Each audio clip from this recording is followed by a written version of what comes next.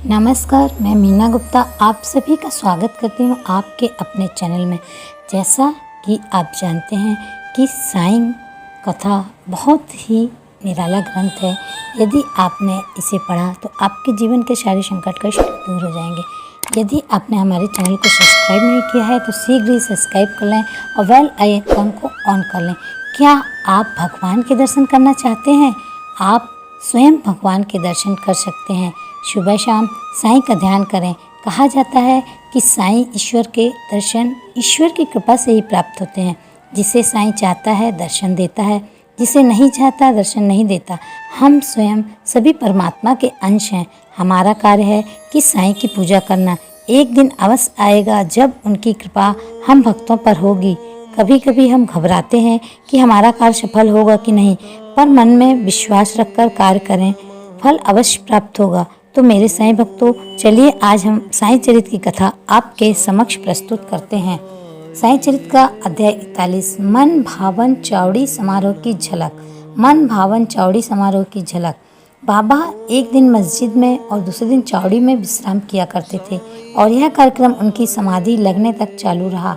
भक्तों ने चावड़ी में नियमित रूप से उनका पूजन अर्चन 10 दिसंबर सन 1909 से आरंभ कर दिया। जब चावड़ी में विश्राम करने की नियमित रात्रि आती तो उस रात्रि को भक्तों का अपार जन समुदाय मस्जिद के सभा मंडप में एकत्रित होकर घंटों तक भजन किया करता था। उस मंडप के एक ओर सुसज्जित रथ रखा रहता था और दूसरी ओर तुलसी वृंदावन था। सारे रसिक जन सभा मंडप में ताल, चिपलिस, करताल, मृदल, खंजरी और ढोल आदि नाना प्रकार के वाद्य लेकर भजन आरंभ कर देते थे। मस्जिद के आंगन में भक्तगण की बड़ी उमंगों से नाना प्रकार के मंगल कार्य संपन्न करने में संलग्न थे। कोई तोरण बांधकर दीपक जला रहे थे तो कोई पालकी और रथ का श्रृंगार निशान आदि हाथ में लिए हुए थे। कहीं कहीं तो साईं बाबा की जय जयकार से आकाश मंडल गूंज रहा था। दीपों के प्रकाश से जगमगाती मस्जिद ऐसी प्रतीत हो रही थी मानो आज मंगलदायिनी दीपावली स्वयं शिरडी में आकर विराजित हो गई हो। मस्जिद के बाहर द्वार पर श्री साईं बाबा का पूर्ण सुसज्जित घोड़ा श्याम सुंदर खड़ा था। श्री साईं बाबा अपनी गद्दी पर शांत मुद्रा में विराजमान थे कि इसी बीच भक्त मंडली सहित तात्या पाटिल ने आकर उन्हें तैयार होने की सूचना देते हुए उठने में सहायता की। घनिष्ठ संबंध होने के कारण तात्या पाटिल उन्हें मामा कहकर संबोधित किया करते थे। बाबा ने सदैव की भांति अपनी वही कपनी पहनकर बगल में शटका दबाकर चिलम और तम्बाकू लेकर कंधे पर एक सुनहरा जरी का शेला डाल दिया। इसके पश्चात स्वयं बाबा ने धूनी को प्रज्वलित रखने के लिए उसमें कुछ लकड़ियां डालकर धूनी के समीप ही दीपक को बाएं हाथ से बुझाकर चौड़ी की ओर प्रस्थान किया। इस अवसर पर नाना प्रकार के वाद्य बजने लगे। सामने रंग बिरंगी आतिशबाजियां होने लगी और नर नारी भांति भांति के वाद्य बजाकर उनकी कीर्ति के भजन गाते हुए आगे चलने लगे। जैसे ही बाबा ने मस्जिद की सीढ़ी पर अपने चरण रखे वैसे ही भालदार ने ललकार कर उनके प्रस्थान की सूचना दी। दोनों ओर से लोग चंवर लेकर खड़े हो गए और उन पर पंखा झेलने लगे। फिर पथ पर दूर तक बिछे हुए कपड़ों के ऊपर समारोह आगे बढ़ने लगा। तात्या पाटिल उनका बायां तथा महलसापति दायां हाथ पकड़कर तथा बापू साहिब जो उनके पीछे छत्र लेकर चलने लगे। इनके आगे आगे पूर्ण सुसज्जित सुश्याम सुंदर चल रहा था और उसके पीछे भजन मंडली तथा भक्तों का समूह वाद्यों की ध्वनि के संग हरि और साईं नाम की ध्वनि जिससे आकाश गूंज उठता था। अब समारोह चावड़ी के कोने पर पहुंचा और सारा जन समुदाय अत्यंत आनंदित तथा प्रफुल्लित दिखलाई पड़ने लगा। जब कोने पर पहुंचकर बाबा चावड़ी के सामने खड़े हो गए उस समय उनके मुखमंडल की दिव्य प्रभा बड़ी अनोखी थी। ऐसा प्रतीत होने लगा मानो अरुणोदय के समय बाल रवि क्षितिज पर उदित हो रहा हो।